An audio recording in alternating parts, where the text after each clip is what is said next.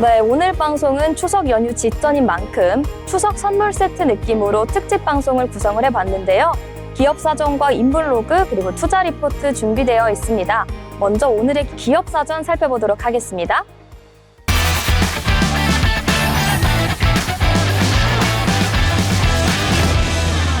강남거리 곳곳에는요, 성형과 피부관리 체험을 받으러 온 외국인 관광객들이 많습니다. 미국, 일본, 동남아시아에서 온 젊은 여행객들이 단순한 관광이 아니라 K-뷰티 체험을 위해 한국을 오고 있죠. 이 현상을 뒷받침하는 기업이 바로 클래시스입니다. 단순한 의료기기 제조사가 아니라 K-뷰티 혁신을 주도하며 MZ세대와 글로벌 시장까지 아우르는 전략을 펼치고 있습니다. 대표 제품인 슈링크와 울세라 장비는 국내는 물론 해외 관광객 사이에서도 큰 인기를 얻고 있는데요. 실제 조사 결과 한국 방문 목적 중 피부와 리프팅 관리 체험이 1순위로 나타났습니다. 이렇게 클래시스는 단순 장비 판매를 넘어 글로벌 K-뷰티 트렌드를 선도하고 있다고 볼 수 있습니다. 네, 클래시스는 국내 시장뿐 아니라 해외 수출에도 적극적으로 나서고 있습니다. 미국, 일본, 동남아시아 등 K-뷰티 중심 시장으로 수출을 확대하고 있고 또한 MZ세대의 취향에 맞춰 비대면으로 간편하면서도 효과를 즉각적으로 느낄 수 있는 의료기기를 선보이고 있습니다. MZ세대는 트렌드와 경험, SNS 공유 가능성까지 아주 중요하게 생각하는데요. 클래시스는 여기에 맞춰 리프팅 장비와 시술 콘텐츠를 제공하며 큰 주목을 받고 있습니다. SNS에서는 셀프 뷰티나 미용 체험기 콘텐츠가 빠르게 확산되면서 브랜드 인지도 상승에도 기여하고 있습니다. 클래시스의 가장 큰 강점은 바로 기술력과 연구 기반입니다.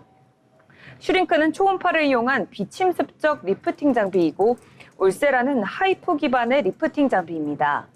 임상 연구와 안전성 검증을 통해 과학적 근거를 확보하고 있고 의료기관과 협업해 실제 시술 사례를 기반으로 콘텐츠를 제작하고 있죠. 이 기술력 덕분에 국내뿐 아니라 해외 시장 진출에도 큰 경쟁력을 갖추고 있습니다. 미국과 일본 등 주요 시장에서 의료 인증과 안전성 평가를 거쳐 판매가 진행되고 있습니다. 클래시스는 단순 장비 판매를 넘어 브랜드 경험과 확장 전략까지 함께 고려하고 있습니다. 국내 의료기관을 대상으로 교육과 시술 지원을 제공하고 MZ세대 맞춤형 체험 콘텐츠도 제작하고 있습니다. 또한 해외 전시회와 온라인 채널을 통해 글로벌 마케팅 역시 활발하게 진행하고 있는데요. 기술, 경험, 트렌드 이렇게 세 가지 요소를 모두 갖춘 전략으로 K-뷰티 시장에서 독보적인 위치를 확보하고 있습니다. 클래시스의 성장은 여러 가지 의미가 있습니다. 먼저 K-뷰티 경쟁력을 증명하고 있습니다. 단순한 화장품이 아니라 의료기기와 과학적 근거를 결합해 글로벌 시장에서도 통하는 사례를 만들어냈죠. 둘째는 MZ세대를 타깃으로 한 마케팅 전략을 강화하고 있습니다. SNS와 체험형 콘텐츠, 비대면 경험을 통해 브랜드 친밀도와 충성도를 높이고 있습니다. 셋째, 글로벌 진출 기반도 마련했습니다. 미국, 일본, 동남아 등 주요 시장에서 인증을 완료하며 K-뷰티 장비 수출 경쟁력을 확보하고 있습니다. 클래시스는 단순한 의료기기 회사가 아니라 K-뷰티의 혁신을 선도하고 MZ세대와 글로벌 시장을 연결하는 기업입니다. 기술력과 연구 기반, 소비자 경험, 글로벌 전략이 맞물리면서 K-뷰티 트렌드 전반을 흔드는 핵심 플레이어로 자리 잡고 있습니다. 이상 오늘의 기업 소개드렸습니다.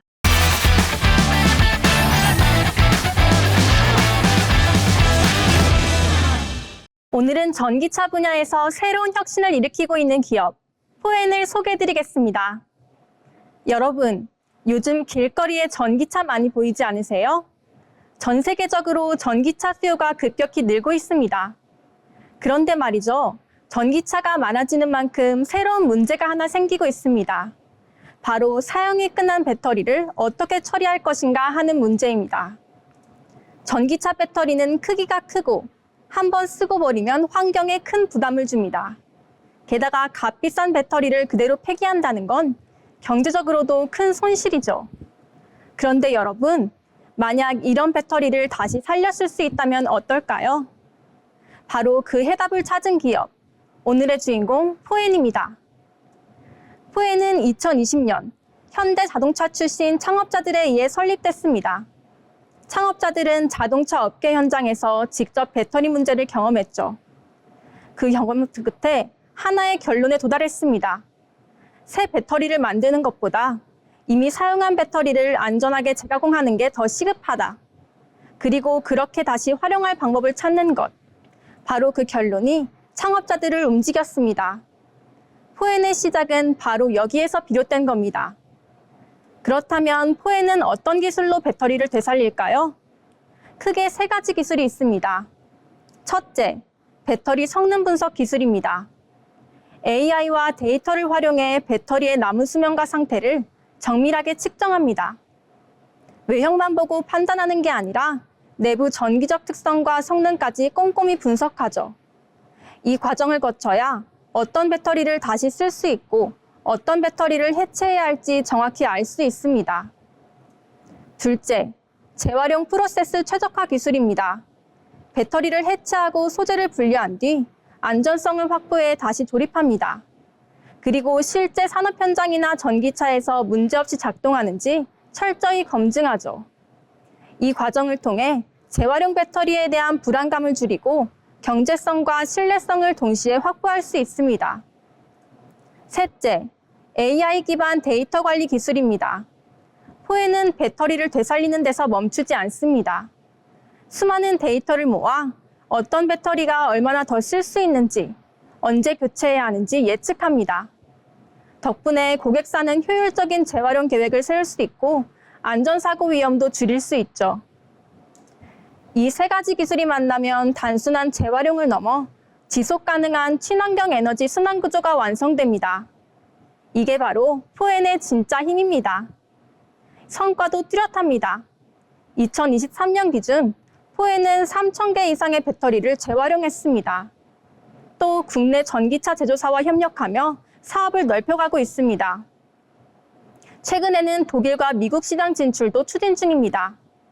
이제는 한국을 넘어 글로벌 전기차 시장에서도 주목받고 있습니다. 그리고 포엔의 기술은 전기차에만 머무르지 않습니다.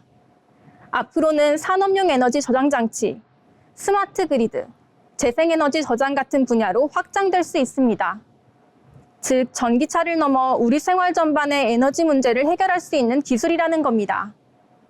결국 포엔은 단순한 스타트업이 아닙니다. 한국 전기차 산업 전반에 영향을 주는 핵심 기업입니다.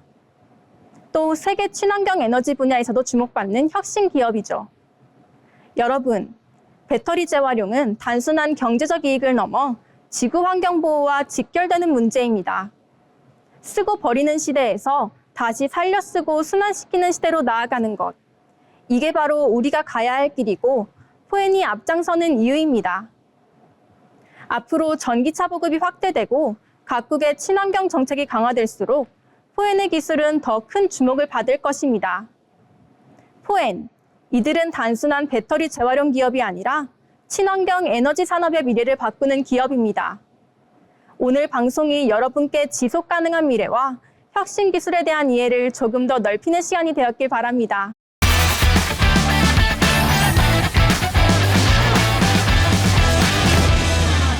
대한민국을 대표하는 화장품 기업 아모레퍼시픽에 대해서 알아보겠습니다. 설화수, 라네즈, 이니스프리, 마몽드 등 한 번쯤은 들어봤을 브랜드를 만든 회사죠. K뷰티의 선두주자이자 국내 화장품 매출을 1위 기업 아모레퍼시픽의 스토리를 시작합니다. 아모레퍼시픽의 뿌리는 1945년으로 거슬러 올라갑니다. 창업자 서성환 선대 회장은 어머니가 만들던 태평양 화장품 가내수공업을 기반으로 회사를 세웠습니다.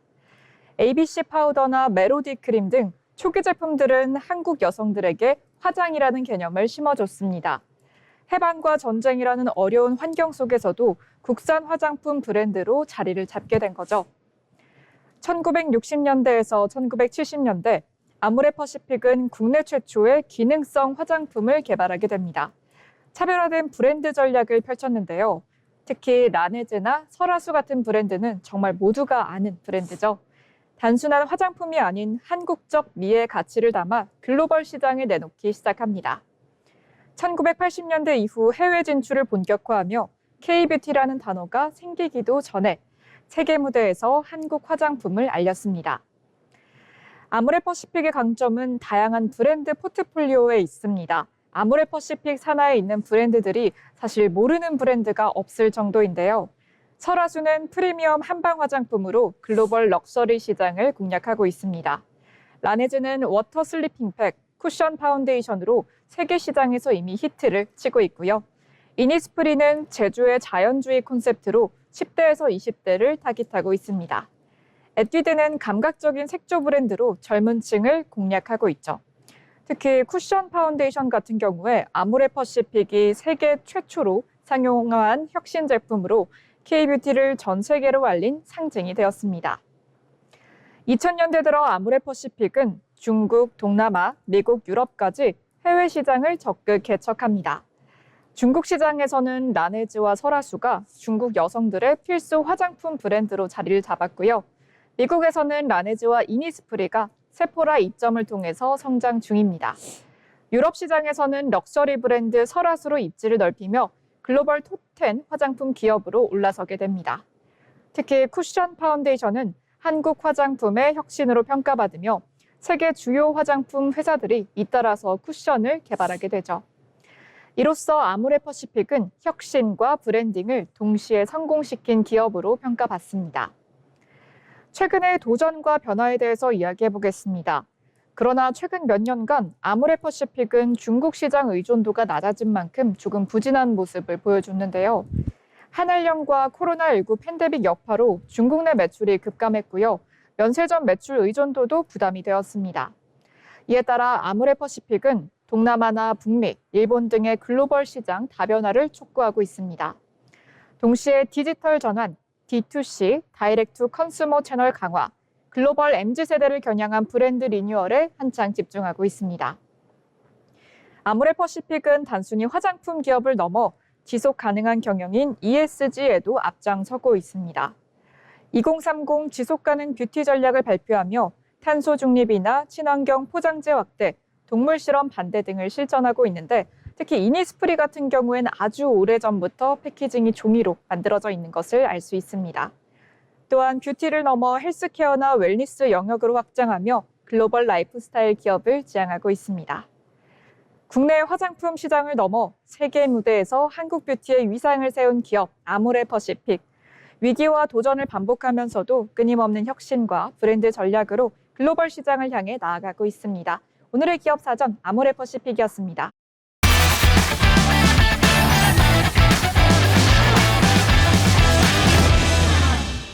네, 이렇게 기업에 대한 이야기 살펴봤는데요. 다음으로는 한 인물의 삶을 진솔하게 들여다보는 인물로그 시간입니다. 살펴보시죠.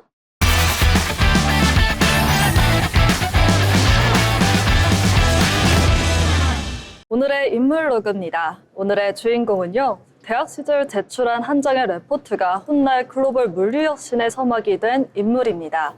오늘 소개해드릴 인물은요. 세계 최대 특송기업 패드엑스의 창업자로 알려진 프레드 스미스입니다.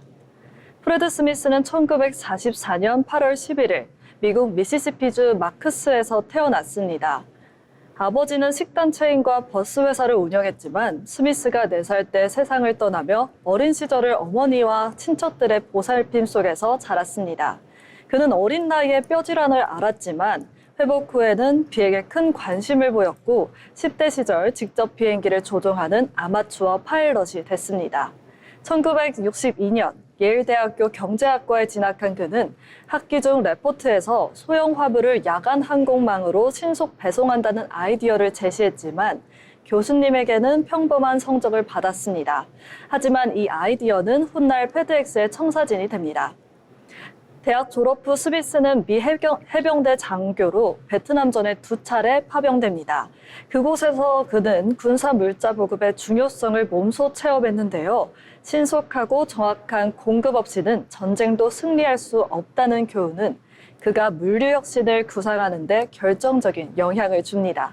1971년 그는 상속받은 재산과 벤처 자금을 모아 페더럴 엑스프레스 연방특급을 설립합니다. 이때부터 세상은 이길 배송이라는 전혀 새로운 개념을 접하게 됩니다. 하지만 시작은 생각만큼 쉽지 않았습니다. 1973년 회사 계좌에 단 $5,000만 남았을 때 스미스는 마지막 선택을 하게 됩니다. 주말 동안 라스베가스 블랙잭 테이블에서 $27,000를 따낸 것이죠. 그 돈으로 항공유를 사 회사를 다시 일주일을 버텼고 결국 새로운 투자 유치에 성공하며 페드엑스는 살아남습니다. 이 극적인 에피소드는 지금도 기업 사상 가장 대담한 베팅으로 회자됩니다. 페드엑스는 이후 눈부신 성장을 이룹니다. 허브 앤 스포크 시스템을 도입해 메인 거점에서 소규모 지역으로 신속히 물류를 분산시키는 구조를 정착시켰고 세계 최초의 실시간 화물 추적 시스템을 도입해 보라색 약속, 즉 퍼플 프로미스죠. 반드시 정시에 배송한다는 철학을 실현했죠. 오늘날 페드엑스는 220여 개국에 하루 1,600만 개의 화물을 배송하며 전 세계 50만 명이 넘는 직원을 둔 글로벌 물류의 심장으로 자리 잡았습니다. 스미스는 기업가를 넘어 미국 정치와 사회에도 영향력이 있었는데요. 빌 클린턴 대통령과의 면담, 존 맥케인 상원 의원의 장례식에서의 활동, 조지 W. 부시와의 깊은 친분 등의 정계와도 밀접한 관계를 유지했죠. 또 코로나19 초기에는 연방정부의 요청으로 검체 운송을 지원했고 때로는 개인 전용기를 활용해 국제 인도적 임무를 수행하기도 했습니다. 페드엑스는 단순한 택배가 아니라 국가적 위기 대응의 파트너로도 자리매김했습니다. 프레드 스미스의 리더십은 명확했는데요. 직원이 만족해야 고객도 만족한다는 철학 아래 페드엑스는 오랫동안 일하고 싶은 기업으로 상위권에 올랐습니다. 또한 그는 도전을 두려워하지 않는 기업가로도 기억됩니다. 가끔은 불가능해 보이는 선택이 인생을 바꾼다. 실패해도 끝이라면 도전하지 않을 이유가 있을까 등 그의 말은 오늘날 수많은 스타트업 창업자들에게 깊은 영감을 주고 있습니다. 2022년 그는 CEO 자리에서 물러나며 경영 일선에서 한 발 물러났습니다. 이후에도 명예회장으로 활동하며 페드엑스의 방향을 조언했고 그리고 2025년 6월 21일 향년 80세를 일기로 별세했습니다. 당시 그의 춘자산은 약 53억 달러로 평가되었고 그의 죽음은 현대 물류의 개척자가 떠났다는 평가와 함께 전 세계 언론의 주목을 받았습니다. 여러분, 오늘 함께한 프레드 스미스의 이야기는 도전의 힘 그리고 불가능을 가능으로 바꾼 끈기를 보여줍니다. 한 장의 레포트에서 시작해 세계 물류의 혈관을 만든 인물. 그는 기업가 정신이 무엇인지 몸소 증명한 인물입니다. 앞으로도 우리가 누리는 하루만의 배송 속에는 프레드 스미스가 남긴 도전의 유산이 살아있을 겁니다. 지금까지 페드엑스의 창업자 프레드 스미스였습니다.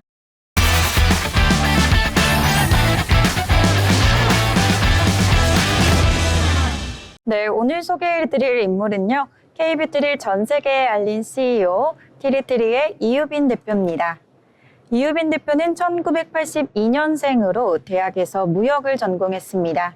졸업 후 글로벌 뷰티 기업에서 마케팅 경험을 쌓았는데요. 자연스럽게 해외 시장의 흐름과 소비자 니즈를 익히게 됐다고 합니다. 하지만 그녀의 첫 도전은 화장품이 아니었다고 하는데요. 이유빈 대표는 20대 후반 의류 사업에 뛰어들었습니다. 당시 패션업계는 경쟁이 치열했고 또 브랜드 파워가 없는 신생업체는 살아남기 힘들었는데요. 결국 사업은 실패로 끝났고 빚만 떠안게 됐습니다. 그럼에도 그는 이 경험에서 중요한 교훈을 얻었는데요. 감각만으로는 안 된다. 확실한 제품 경쟁력이 있어야 한다. 이 깨달음이 훗날 화장품 브랜드 티리티리를 키우는 토대가 되었습니다. 2016년 티리티리를 설립한 그녀는 신뢰할 수 있는 화장품이라는 목표를 세웠습니다. 자극이 적으면서도 효과가 확실한 성분, 임상 테스트 중심의 제품 전략이 바로 그것이었는데요. 첫 번째 전환점은 바로 도자기 크림이 있었습니다. 피부결이 매끈해지는 효과가 SNS와 뷰티 커뮤니티에서 입소문을 타면서 티리티리는 단순히 약속을 지키는 브랜드라는 인식을 얻게 됐습니다. 그리고 두 번째 대박은 2018년 출시된 마스크핏 쿠션이었습니다.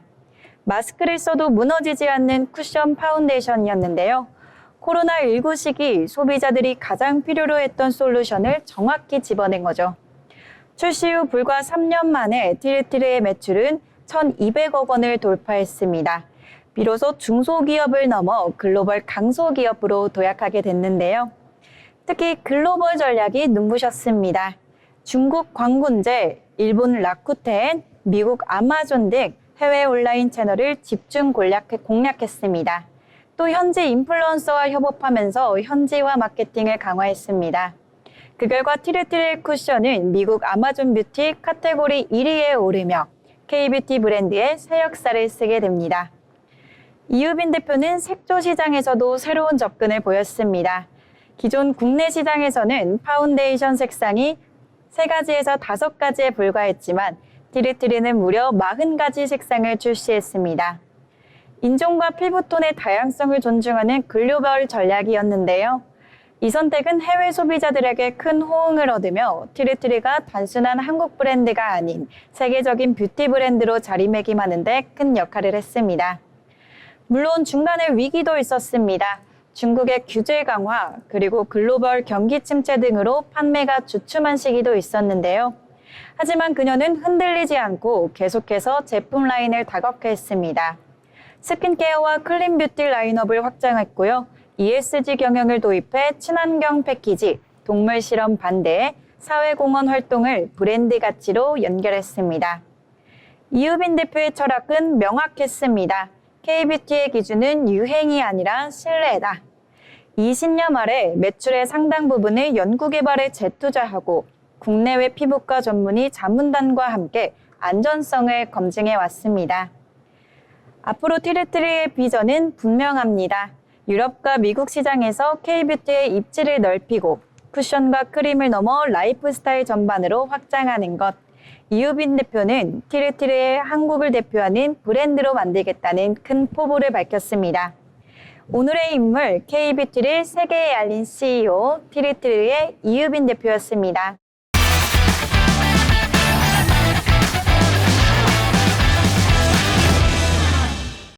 네, 기업 사전에 이어서 인물 로그까지 살펴봤습니다. 저희가 마지막으로 드릴 선물은 바로 투자 리포트인데요. 연휴 직전 리포트 같이 점검하시면서 투자 방향 잡으시면 좋을 것 같습니다.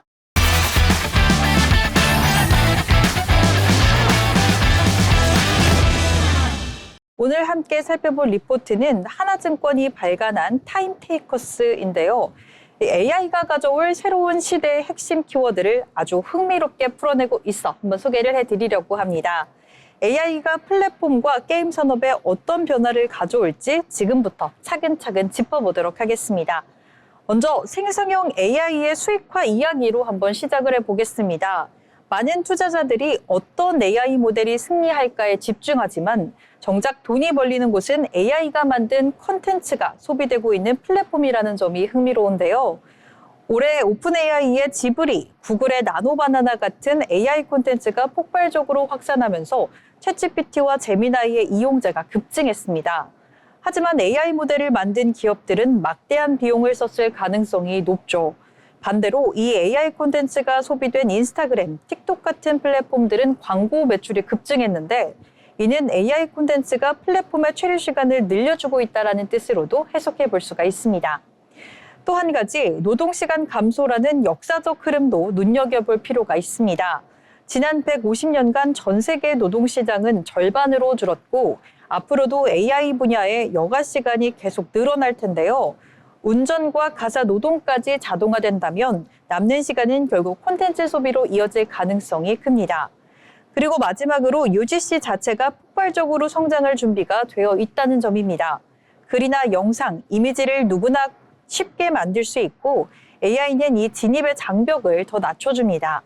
이제는 콘텐츠의 양이 상상할 수 없을 정도로 불어날 거고 이 생태계를 가진 플랫폼은 사용자의 시간을 독점하면서 수익을 확대해 나갈 수 있습니다. 자, 여기까지 AI가 어떻게 시간을 만들어내고 또 돈으로 바꿔낼 수 있는지를 살펴봤는데요. 그렇다면 이렇게 확보된 시간, 어떤 방식으로 플랫폼들이 붙잡아 두고 있을까요? 이제 두 번째 파트, 플랫폼의 전략으로 이어가 보겠습니다. 플랫폼 경쟁의 본질은 바로 체류 시간의 싸움입니다. 팬데믹 때 폭발적으로 늘어났던 사용자 수가 정체되면서 이제는 한 사람당 얼마나 오랫동안 붙잡을 수 있느냐가 성패를 좌우하는데요. 플랫폼이 총력전을 펼치는 이유는 간단합니다. 체류 시간은 광고 단가와 직결되기 때문입니다. 국내 기업들은 이미 국민 대부분이 가입자라 더 많은 시간을 빼앗는 전략이 필수적이죠. 이 싸움에서 가장 강력한 무기가 바로 숏폼입니다.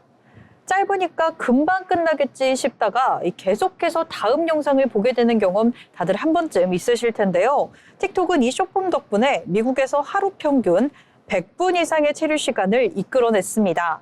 제작 코드들이 낮아 누구나 쉽게 참여할 수 있다는 점도 숏폼 생태계 활성화의 큰 이유입니다.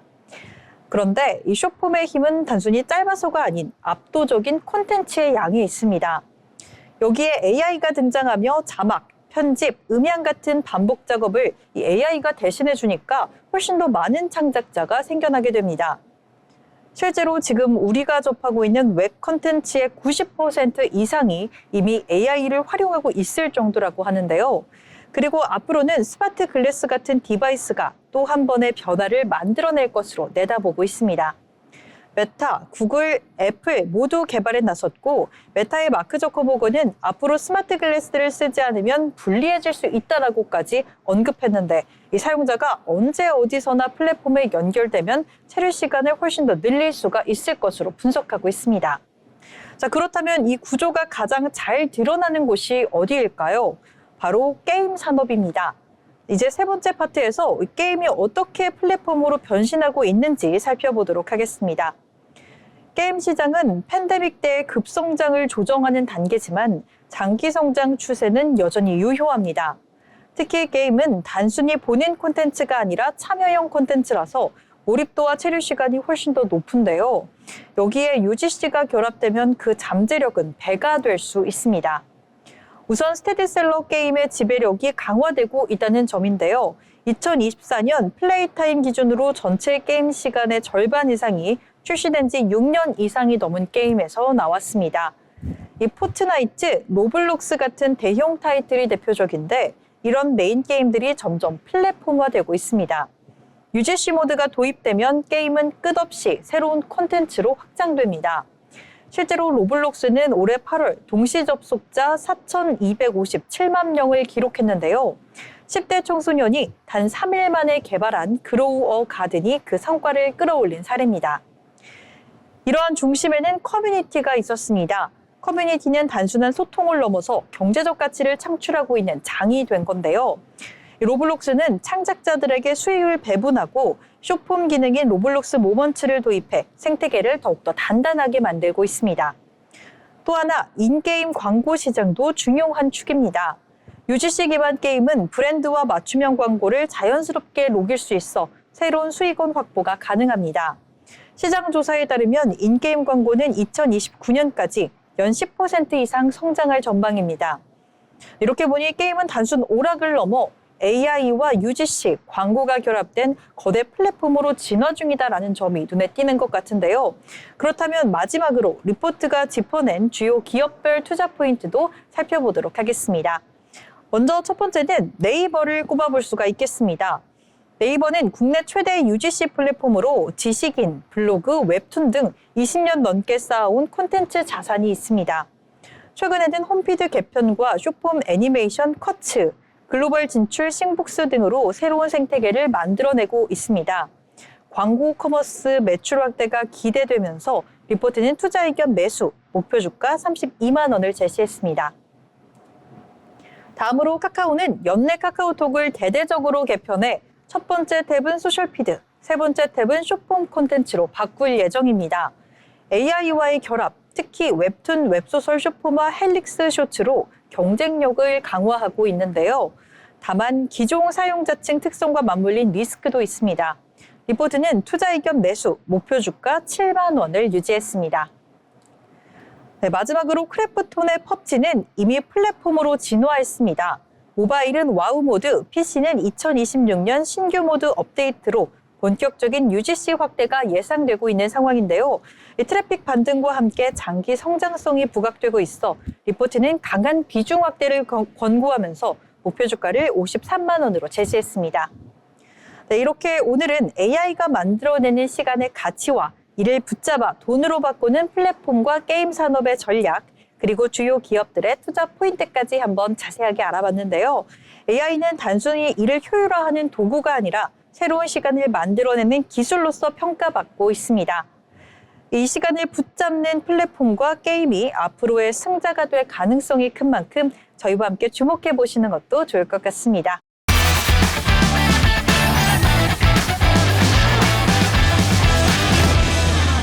아이폰 17 초기 판매 순항 중이라는 주제로 하나증권의 리포트 준비했습니다. 올해 새롭게 공개된 아이폰 17, 과연 어떤 점에서 주목받고 있는지, 또 시장의 반응과 향후 전망까지 차례로 짚어보겠습니다. 네, 먼저 아이폰 17 시리즈의 라인업부터 살펴보겠습니다. 총 4가지 모델로 일반 모델, 새롭게 등장한 에어, 그리고 프로와 프로 맥스로 구성됐습니다. 카메라는 후면 울트라 와이드가 12에서 48 메가픽셀로, 전면은 12에서 18 메가픽셀로 대폭 업그레이드 됐고요. 디스플레이는 전 모델이 120Hz를 지원하고 LTPO OLED 적용으로 선명도와 전력 효율까지 개선됐습니다. 배터리 용량도 늘었고 저장 공간도 확대됐습니다. 네, 이번 시리즈의 화제는 단연 에어 모델입니다. 기존 플러스를 대체했는데요. 두께가 무려 30% 얇아진 5.6mm, 무게는 165g으로 휴대성이 탁월합니다. 여기에 프로 라인과 동일한 A19 프로 칩셋을 탑재하면서도 가격은 $999부터 시작해 일반과 프로 사이의 절묘한 포지션에 차지했습니다. 네, 가격 정책을 보면 일반 모델과 프로 맥스는 전작과 동일하게 동결됐습니다. 반면 프로 모델만 $100 인상돼 $1,099에 책정됐는데요. 출고가 동결 효과로 가격 경쟁력이 확보되면서 소비자들의 교체 수요를 자극하고 있습니다. 언팩 직후에는 업그레이드 폭이 제한적이라는 평가와 AI 기능 기대치 미달로 실망감이 있었고 애플 주가도 하락했는데요. 하지만 사전 판매와 초기 판매량이 호조를 보이면서 이틀 만에 주가는 회복세로 돌아섰습니다. 특히 미국과 중국에서 프로 맥스 모델은 3에서 4주 배송 지연이 발생할 정도로 높은 인기를 보이고 있습니다. 네, 그렇다면 무엇이 판매 호조로 이끌었을까요? 첫째는 가격 동결 효과입니다. 하드웨어 업그레이드에도 불구하고 가격을 올리지 않아 소비자들의 부담을 줄였습니다. 둘째는 교체 수요입니다. 11에서 13 시리즈 이용자들의 교체 주기가 도래하면서 판매를 견인하고 있고요. 셋째는 중국 시장 수요 증가와 애플의 일반 모델 생산량 40% 확대 전략이 맞물리며 공급과 수요 모두 긍정적인 흐름 만들었습니다. 네, 다음으로 판매 전망을 보면 전작과 비슷한 1억 3,700만 대 수준이 예상됩니다. 중국 시장의 기저효과와 관세 부과 전 선수요까지 겹치면서 올해 판매 호조세는 이어질 가능성이 큽니다. 다만 2026년에는 20주년 기념 모델과 폴더블 아이폰 출시가 예정돼 있어 교체 수요가 다소 지연될 수 있다는 점은 변수입니다. 네, 내년은 아이폰 출시 20주년입니다. 애플은 이를 기념해 대규모 하드웨어 업그레이드와 폴더블 모델을 선보일 예정인데요. 이로 인해 애플 밸류체인 기업들의 실적은 저점을 지나 다시 성장 국면에 진입할 것으로 기대됩니다. 네, 다음으로 아이폰 16과 비교해보면 차이가 더 분명해지는데요. 칩셋은 A18에서 A19로, 전면 카메라는 12에서 18 메가픽셀로 강화됐고 일반 모델 화면도 6.1인치에서 6.3인치로 커졌습니다. 또 저장 용량도 기본 256GB로 늘어나면서 사용자 편의성이 한층 개선됐습니다. 다음으로 투자 관점에서 보면 LG 이노텍 같은 밸류체인 기업들의 수혜가 예상됩니다. 아이폰 17 초기 판매 호조로 실적 저점을 통과했다는 평가가 나오고 있고 2026년 대규모 업그레이드 모멘텀도 기다리고 있습니다. 투자 의견은 바이, 목표 주가는 18만 6천 원으로 제시됐습니다. 정리하자면 아이폰 17 시리즈는 혁신적 변화는 아니지만 가격 정책과 교체 수요, 중국 시장 회복세로 초기 판매가 호조를 보이고 있습니다. 향후 20주년 기념 모델과 폴더블 아이폴 출시가 예고된 만큼 애플의 성장 스토리는 앞으로도 이어질 가능성이 큽니다. 지금까지 리포트 브리핑이었습니다.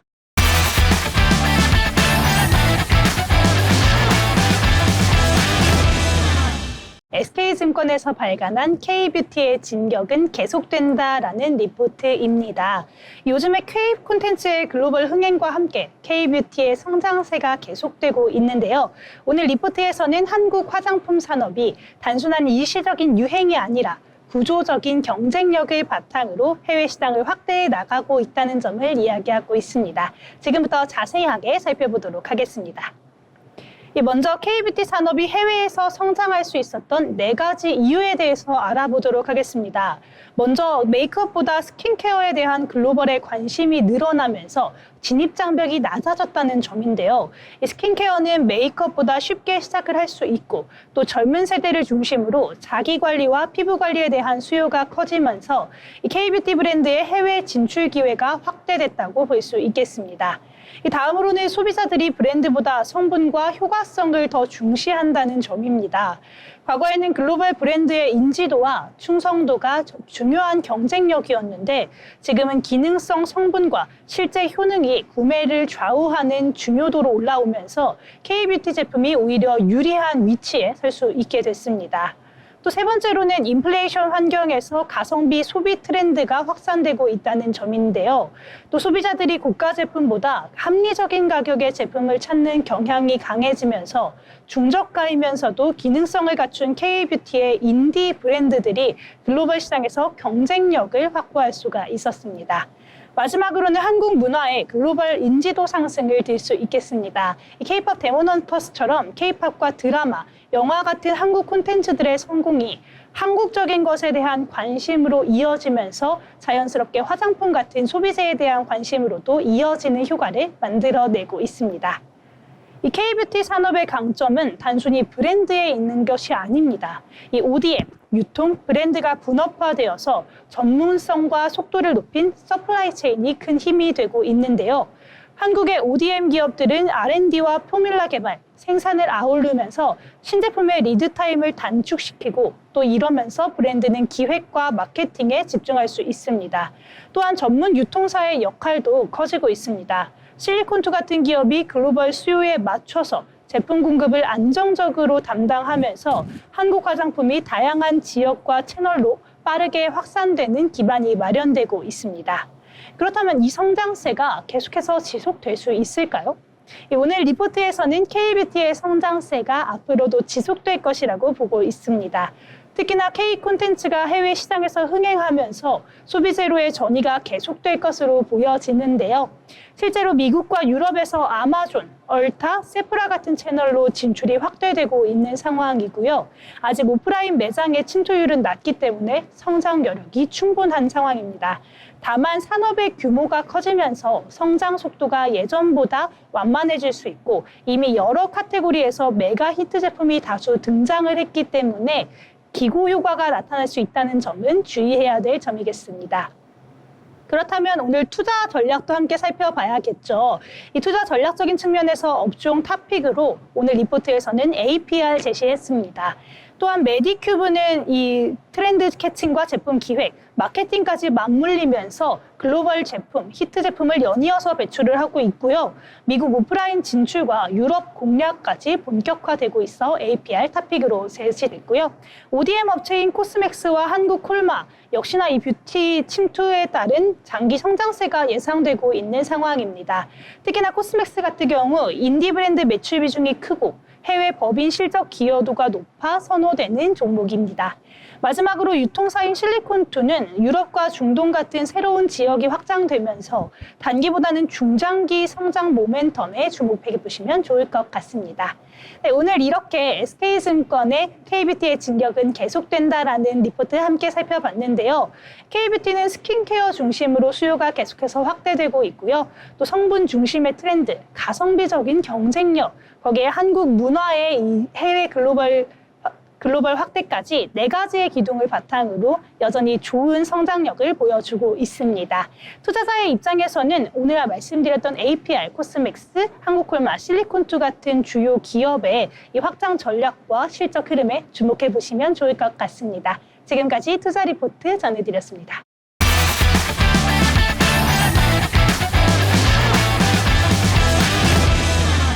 지난 9월 18일 열린 현대차 CEO 인베스터데이 CID 리뷰와 Q&A 요약 소식을 전해드리겠습니다. 먼저 이번 행사는 자동차 업종 전반의 중요한 방향성을 제시했다는 점에서 업계의 관심이 집중됐습니다.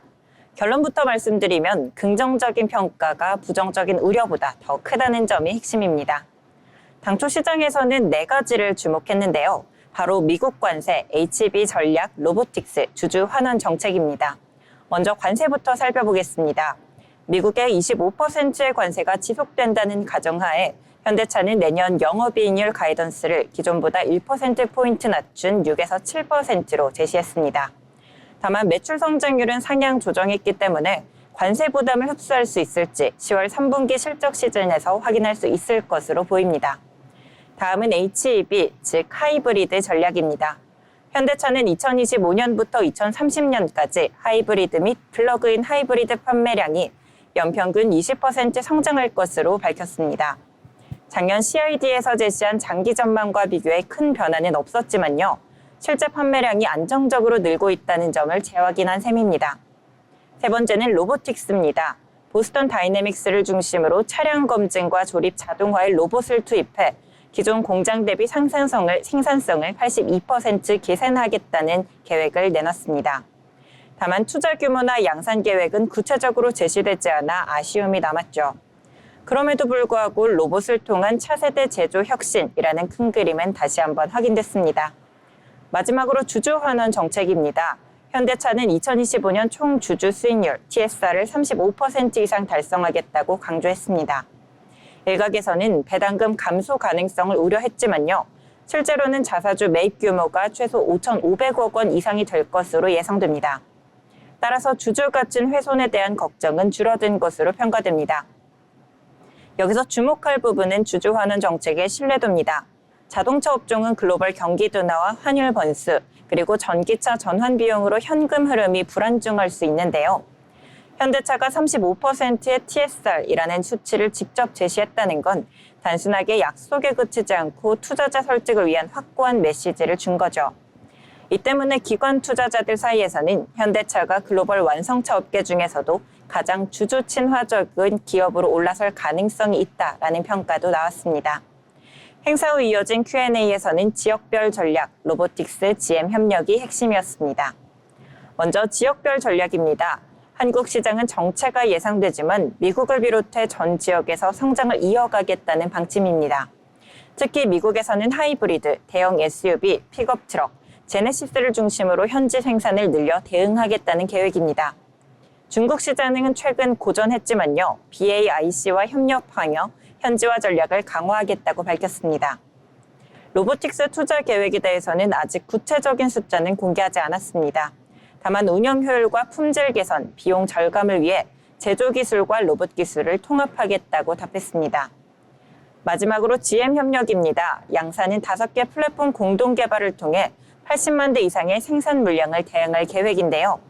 향후 추가 협력 기회도 열려 있다는 점을 강조했습니다. 특히 GM과의 협력은 단순한 공동 생산이 아니라 전동화 플랫폼을 공유하면서 리스크를 분산한다는 의미가 큽니다. 완성차 업체들이 EV 전환 과정에서 대규모 비용을 떠안는 상황에서 현대차는 GM과의 제휴로 투자 효율성을 높이려는 전략을 택한 거죠. 이는 앞으로 현대차의 글로벌 경쟁 유치에 중요한 발판이 될 수 있습니다. 정리하자면 서프라이즈는 제한적이었지만 현대차가 관세 리스크에도 불구하고 성장성과 주주 환원을 동시에 챙기겠다는 방향성을 분명히 했다는 점이 긍정적으로 평가됩니다. 특히 팰리세이드 후속 모델 LX3의 미국 판매 본격화와 자사주 매입은 주가 반등의 트리거로 작용할 가능성이 매우 큽니다. 대신증권은 현대차 투자 의견을 매수로 유지했고 6개월 목표 주가를 27만 원으로 제시했습니다. 현재 주가 대비 상승 여력이 여전히 크다는 의미입니다. 여기에 더해 현대차가 로보틱스, 전동화, 주주 환원이라는 세 가지 축을 동시에 강조했다는 점은 향후 장기 전략에도 시사점이 큽니다. 투자자 입장에서는 단기 실적뿐만 아니라 향후 5년 이상 현대차가 어떤 포트폴리오를 가져갈지 미리 가늠해 볼 수 있다는 자리였다는 점에서 의미가 큽니다. 이상 현대차 2025 CID 리뷰와 Q&A 주요 내용 전해드렸습니다.